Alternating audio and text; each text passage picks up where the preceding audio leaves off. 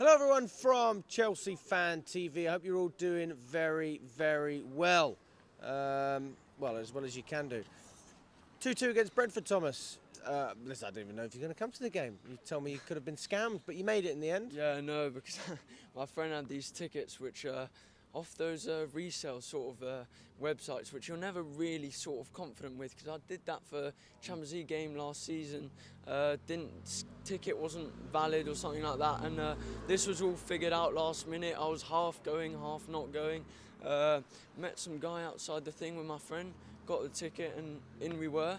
But yeah, would have been the perfect day if we won that 2-1. But obviously, yeah, it's just gutting to lose in that way, because Reece was saying to the players at the end, switch on, and we know that they're going to do well at set pieces, at long throws. We know that they're notoriously good for that, especially with the set piece coach. We know we need to switch on, and Garnacho, I'm sorry, but obviously it's his debut, he played well, but you have to be switched on in those sort of moments, and that's where you need to see out those games better.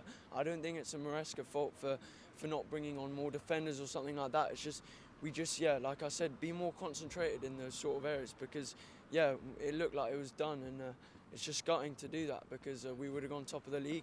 I don't think we'll win the league, but yeah, I do think we would have cemented our top 4 spot if we won that. It's interesting when you mentioned Garnacho. So even though he had a good game on the ball, off the ball, do you think that he was the reason we didn't get 3 points? I don't think he's the reason we didn't get 3 points, because I just watched the replay here. He just wasn't, totally following the ball on the back post, and I think he needs to be a bit more alert.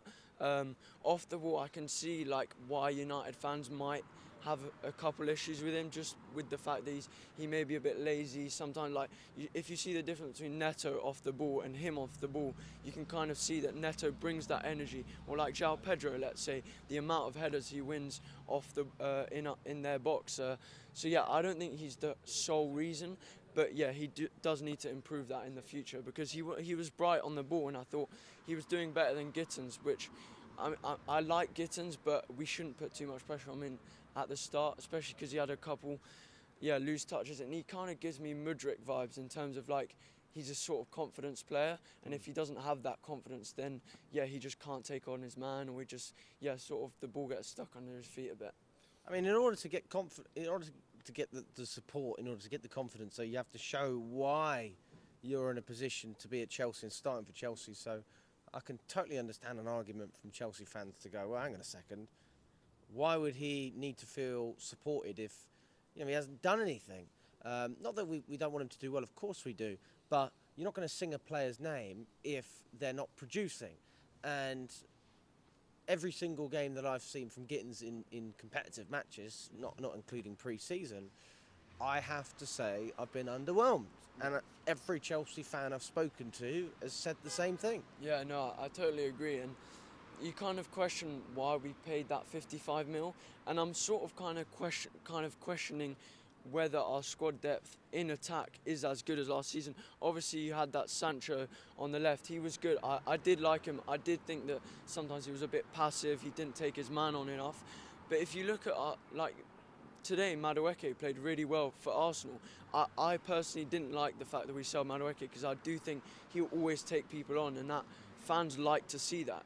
They like to see wingers taking their man on. And I think that, like I was saying, if you look at our squad depth in attack, I think if the players fulfill their potential this season, I think that they definitely can be better in terms of that squad depth, because you have the Garnacho, Gittins on the left, Neto, Esteval, Gusto can also sort of overlap. So I do think we have the numbers there, but it's just whether they're going to fulfill the potential immediately.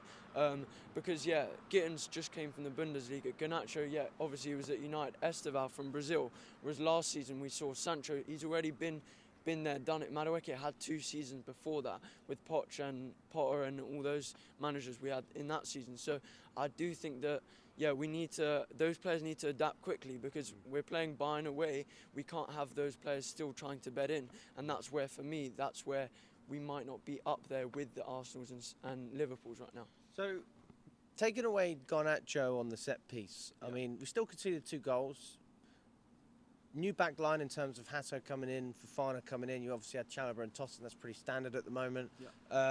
Talk to me about that backline What did you like? What didn't you like? Yeah, I do still think we really miss Colwill in terms of that build-up.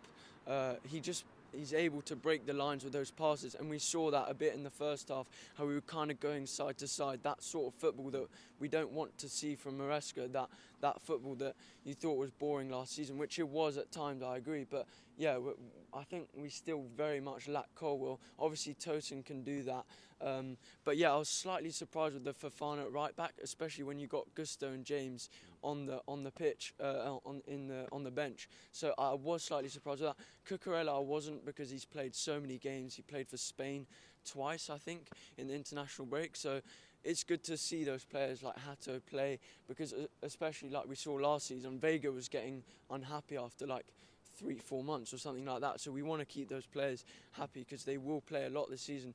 But yeah, I do think when you look at teams like Arsenal, Liverpool, they've got a set back line. They know, every single week what their back line's going to be. Whereas with us, it's kind of, yeah, right now it's Tosin and Chalobah and Cucurella.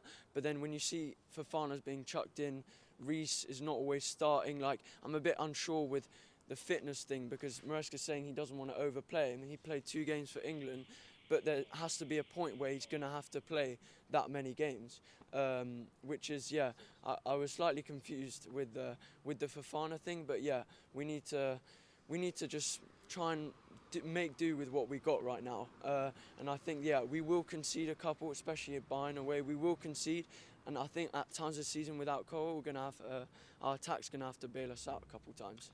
Would you start James or Gusto against Bayern? I would add James just because of the occasion, and I think Gusto we've seen a couple times in the Carabao Cup final. We've seen just a couple times on the big stage. He'll lack that experience. With James, I think is really calm. He'll just body play his winger off the ball every time he's on one-on-ones. I just have more of that calmness, serenity with him at right back. So I do think Gusto is very good overlapping, because we've seen him bomb up and down. We shouldn't see him invert that. I hope Maresca's seen that we shouldn't do that again. Yeah. But yeah, I would do Reece, especially because I think that was mainly why he benched him, to start away at Bayern. But yeah, we will see. But yeah, I do think right now, personally, from that game, it's just a shame that we're playing Tyreek George up front. Like, this is a slightly different point. Well, it's interesting, because just coming on to that point, we've made 3 changes at half time. We've got the first half, shocking performance, we're losing. Second half, you're winning up until the very end with Brentford score. I mean, how do you look at those 2 halves? I mean, even though we conceded late on, do you take a lot of positives from that second half? Because we were better, but it still wasn't enough. Yeah, 100%. I do like the intent we were playing with second half. Obviously, it's not like the Maresca type goal where it's possession based and we score at the end, a bit sort of like a Pep sort of goal, but here it was just like a Caicedo thunderbolt, kind of bailed us out. And what was the other goal again? Oh yeah, Palmer just slotting it in. Instant impact. Yeah, no, you can just tell he's just class. Like, that's his first goal in like 1,500 minutes for Chelsea. Oh, is it? 1,500 minutes in open play. Yeah, fine, okay. Yeah, I do think I was really impressed with the way we fought back, and that sort of thing I don't think we would have done under Poch. I do like Poch, but I don't think we would have done that. And I think the more and more we progress, the more and more our mentality is getting better, getting back into these games. But that last goal, it's slightly crept back into our old mentality. So yeah, like I was saying in terms of Tyreek George, I do think it's slightly. It's not great that we're playing him up front, especially, obviously, I would have liked to have Nico back. He didn't want to come back. I mean, fine. But having João Pedro, and then right now, when you look at the bench, there was no out-and-out number 9 to bring off the bench, and it's like, what's really going on? We've spent all this money. We should plan for these injuries. We should plan for these illnesses, Esteval illness. We should plan for this, because we're going to play like 55, 60 games, and that's where I do think that we're going to lack, because we're just going into the season with Pedro and Delap, and Pedro's going to play as the 10. You've got Delap, who I really like as well, but for me it's just not enough. And I do think that we're going to suffer from that a couple of times, because George was playing up front. He was nearly going to go to Fulham. I mean, it's not a great look, is it? That's what I think personally. Big up to you. Thanks so much, Thomas. Good to see you, buddy. Nice.